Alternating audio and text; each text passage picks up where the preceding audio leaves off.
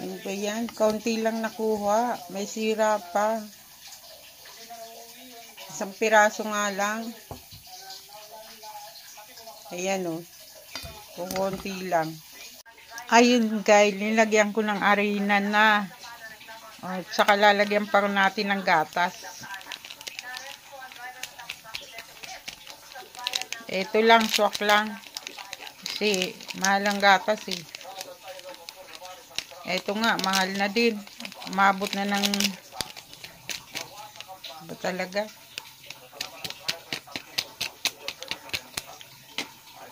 Walang baking yan guys, yun lang. At lagyan natin ng kaunting asukal. Kaunti lang kasi bawal yung matamis sa mother nyo. Yan. Yan lang. Tapos, imikos-mikos na natin yan. Yan. Ayun guys, lagay na natin sa kawali. Bibingka yan guys. Bibingka sa kawali. Yan yung isang pirasong kamuting kahoy. Yan lang ng gawaan. Lagyan ko ng kaunting arena, gatas, at asukal. Yan.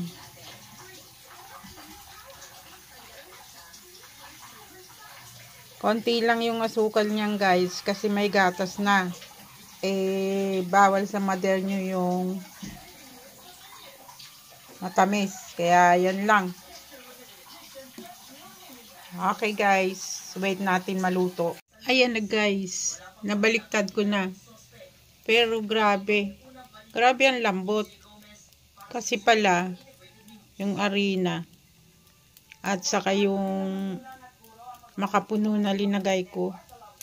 Kaya ang lambot niya. Ayan guys, luto na. Abang nanonood ka ng unang hirit, mag-almusal tayo. Ayan. Iwain na nga natin yan. Oh, matigas masyado. Pero ang loob niya malambot.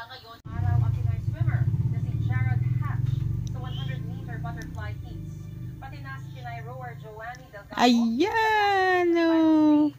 May halo pala yan guys na makapuno. Kaya ang napakalambot ng loob. Ayan. Manood tayo ng unang hirit habang nagkakape.